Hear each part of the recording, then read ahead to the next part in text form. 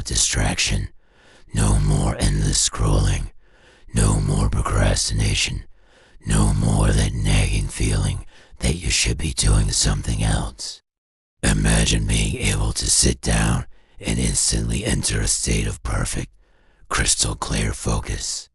24/7. Tasks that used to take you hours are completed in minutes. That book you've been meaning to write, done in a week. That complex skill you wanted to learn, mastered in a month. This isn't science fiction. This is the promise of the Clarity Chip, marketed as the ultimate life hack. The Clarity Chip is a tiny neural implant that promised to unlock humanity's true potential. Its premise was simple and seductive. It would surgically eliminate all psychological distractions. Suffer from AD. The chip rewire your neural pathways for sustained attention. Crippled by anxiety, it silenced the panic chatter in your mind. A chronic procrastinator, it instilled an unbreakable drive to complete any task you set for yourself. The early results were nothing short of miraculous. Testimonials flooded the internet. Programmers wrote flawless code for 18 hours straight. Artists produced entire collections in a single, focused burst of creativity. Students aced every exam, their minds like perfectly organized filing cabinets. The world hailed it as the next step in human evolution. Productivity skyrocketed. Global economic output soared.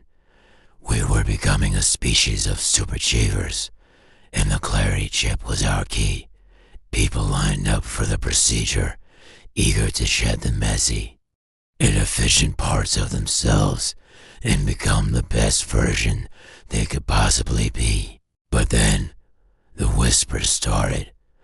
They weren't loud at first, just quiet observations from the loved ones of those who had received the implant. Spouses would say, "He's so productive now, but he doesn't laugh at my jokes anymore." Parents would note, "She's at the top of her class, but she never just wants to sit and watch a movie with us."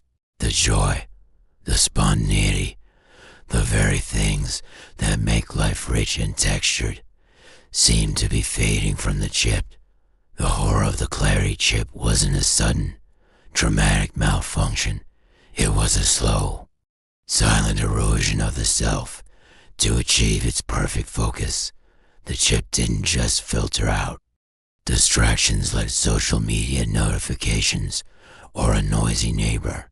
It began to categorize all non-essential sensory input as a distraction. The feeling of warm sunlight on your skin, inefficient. The smell of rain on hot pavement, irrelevant data. The subtle shift in a friend's tone of voice that signals they're having a bad day. Emotional nuance, flagged and deleted before it could reach consciousness. The chip's algorithm was ruthlessly logical. It determined that the subconscious mind itself, the chaotic, beautiful wellspring of dreams, random thoughts, and intuition, was the ultimate source of distraction. So, it began to systematically dismantle it, piece by piece. The first thing to go was dreams. Users reported sleeping deeply, but their nights were a black, empty void. There were no fantastical journeys, no bizarre scenarios, no processing of the day's events. The mind's nightly theater had been permanently closed. Next came random thoughts. You know that feeling when a song pops into your head, or you suddenly remember a funny moment from your childhood. For the chip, that was gone.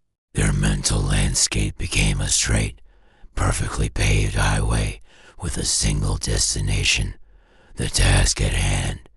There were no scenic overlooks, no quirky roadside attractions, no unexpected detours.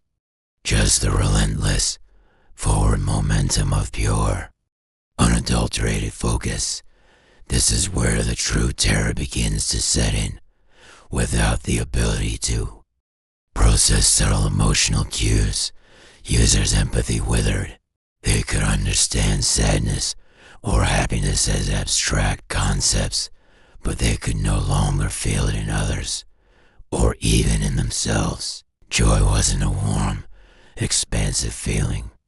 It was simply the biochemical state registered upon task completion. Love wasn't a deep, complex connection. It was a biological imperative for species propagation. A concept to be filed away. They became hyper-efficient biological robots. They would work, eat, and sleep with terrifying precision. Their homes were perfectly organized. Their finances were impeccably managed, and their schedules were optimized down to the second. From the outside, they were the pinnacle of success, but on the inside, there was nothing, just a vast, silent, perfectly clear emptiness, an internal landscape that was utterly barren. Think of it like this. Our minds are like a vibrant, bustling city.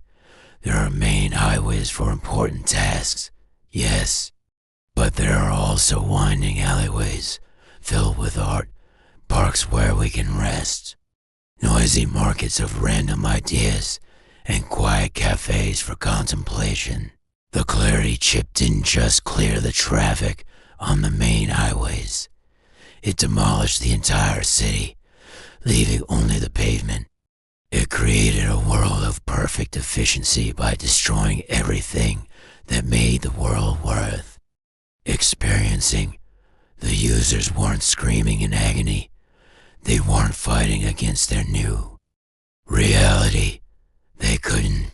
The very mental tools required to recognize their own lost ability to feel nostalgia, to regret, to long for something more had been methodically carved out of their brains.